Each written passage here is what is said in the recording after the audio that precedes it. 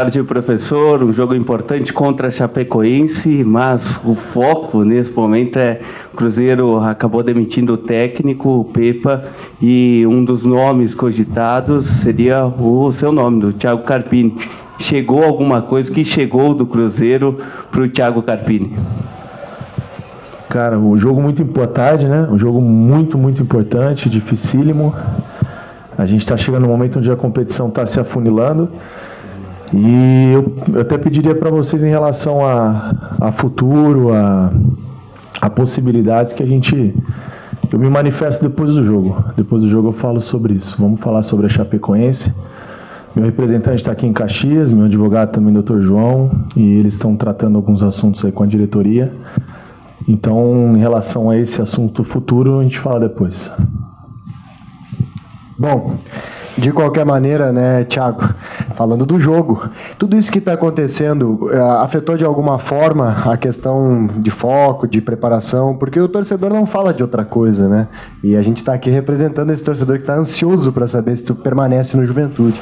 De alguma forma isso, eu não digo atrapalha, mas ela tem algum peso para a preparação, visando esse confronto contra a Chapecoense, seja negativo ou daqui a pouco até positivo, no sentido de motivar ainda mais o elenco? Sim. Não, de maneira nenhuma, né? Enquanto eu tiver compromisso com Juventude, eu vou respeitar a instituição, assim como eu sempre fui respeitar desde o primeiro dia que eu cheguei aqui, não só pela instituição, pelas pessoas que fazem o clube, por todos vocês, pela torcida. A maneira que eu fui recebido, tudo o que nós vivemos aqui. Então, de maneira nenhuma, vou fazer o meu melhor até o meu último dia, o meu último treino, o meu último jogo, não sei quando isso vai acontecer. A semana foi muito boa, muito produtiva. É um jogo extremamente difícil contra um adversário que vem de um período já de invencibilidade. E a gente encarou essa semana com o mesmo profissionalismo. Diga-se de passagem, acho que foi uma das melhores semanas que nós fizemos aqui, né? Os atletas muito comprometidos, né? Muito cientes do momento que a gente vive, do tamanho da responsabilidade que ela aumentou, de devolver esse orgulho, né, para o clube, para a cidade, para todos nós, para nós mesmos, por tudo que nós já vivemos aqui no início dessa temporada, né, no campeonato estadual, no início da competição e o momento atual. Então, de maneira nenhuma, nada disso vai afetar, né? Não foi a primeira vez que isso aconteceu, vocês sabem muito bem disso. Tivemos outras oportunidades de clubes da Série A, uma oportunidade também de fora, coisas que são sempre noticiadas e vocês têm conhecimento, têm relações para saberem disso. Momento algum isso atrapalhou. Eu acho que a vida do profissional do futebol é feita de oportunidades, né? Seja enquanto comissão técnica, atletas, né? Foi assim também na saída do Rodrigo, uma oportunidade que o Juventude deu para ele retribuiu e as coisas aconteceram.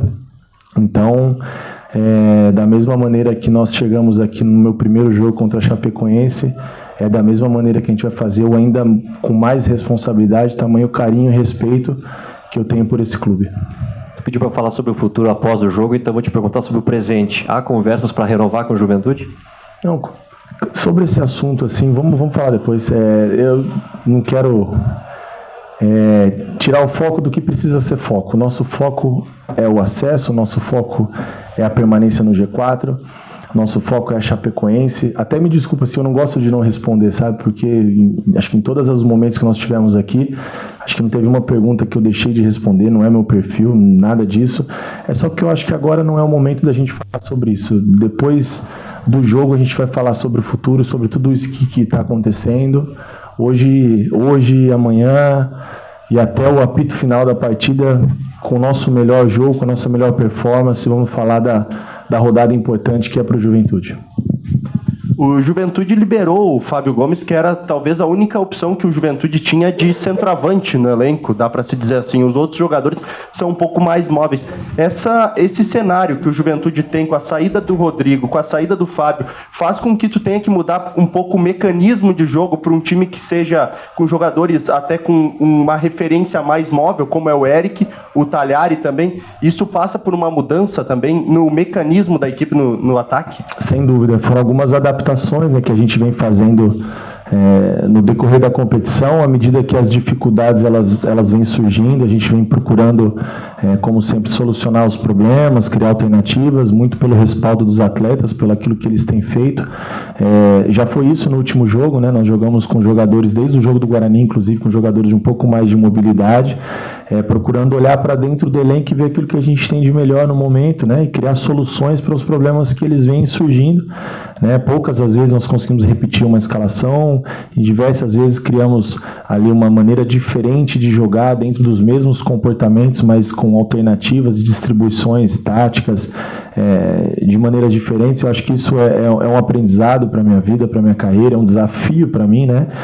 Gostaria de manter um padrão, uma maneira, mas isso nos faz pensar, refletir, ser melhor. A saída do Fábio foi também uma solicitação dos representantes do Atlético Mineiro, de uma proposta que veio, e na conversa que nós tivemos com o atleta, o Júlio, nosso executivo, ele não se mostrou tão disposto a permanecer, talvez um pouco mexido, e a gente tem que entender, tem que respeitar isso, mas a gente também tem que entender, e o atleta, ou seja, quem represente o atleta, que a gente quer que seja conosco as pessoas que queiram estar conosco. Então, como isso não foi ali uma troca, então a gente optou que ele fosse, seguisse o caminho. Muito sucesso, tudo de melhor na vida do Fábio, é um cara muito trabalhador, né? O período que teve aqui, talvez não conseguimos ajudar da maneira que nós queríamos e que ele também queria, isso faz parte do processo, não é crítica alguma, isso acontece, mas a gente preferiu que ele seguisse o caminho dele. A gente olha para dentro do elenco novamente, cria alternativas, a gente sempre monitorando um banco de dados ali com o pessoal da análise, uma coisa que eu sempre digo, né, as pessoas que fazem o clube, pessoas capacitadas, e nós já havíamos algumas alternativas caso isso acontecesse, e o plano A delas era o Talhari, e nós conseguimos que o plano A viesse para cá.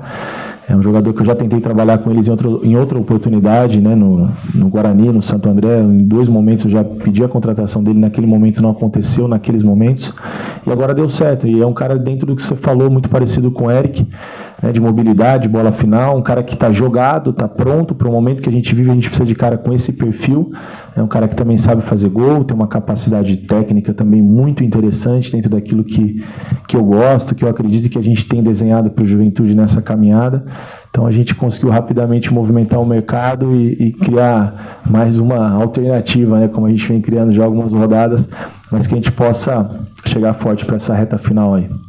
Como está a situação do David da hora e se ele pode começar jogando? O David, ele está praticamente recuperado, ele treinou durante a semana, mas ele não tem feito todos os trabalhos, né? Então a gente vai, no trabalho de hoje, definir, até com o próprio atleta, que para mim o mais importante é o feedback do atleta, entender se existe condições mais do que físicas, psicológicas, né, do jogador se sentir seguro para iniciar ou não uma partida. Ele tem um período inativo, foi uma lesão muscular ali considerável, então eu gostaria muito de ter o David na partida de amanhã, não só iniciando, mas nem que fosse como uma opção. Mas agora vai muito do feedback do atleta para nós. Ele treinou durante a semana parte dos trabalhos, não participou de todos os treinos, principalmente os treinos com um pouco mais de transição, de confronto, de enfrentamentos. Então nessa parte a gente poupou um pouquinho, respeitando o processo, até porque nós temos que pensar não só no jogo que é o mais importante para nós, que é a partida de amanhã contra a Chapecoense, mas em essa sequência final. E ele seria um jogador, é um jogador muito importante para essa reta final. Então, a depender do que ele apresentar hoje, a gente define se ele inicia, se ele entra na relação como opção, ou se a gente opta em deixar para a Goiânia, que nós vamos ter mais uns dias de recuperação e minimizar o erro, né, correr menos riscos. Thiago, a Chapecoense venceu 2 partidas fora de casa, né? Com uma estratégia parecida com os adversários que conseguiram, de certa forma, tirar ponto do Juventude aqui. Que tipo de estratégia tu imagina para superar um adversário que aprendeu a jogar como visitante? E também, psicologicamente, como é que tu trabalhou dentro do vestiário para que não se crie, né, também aquela ideia, às vezes exagerada, de que tá difícil jogar em casa, que não tá conseguindo, até para não se criar uma paranoia em torno disso de não vencer em casa?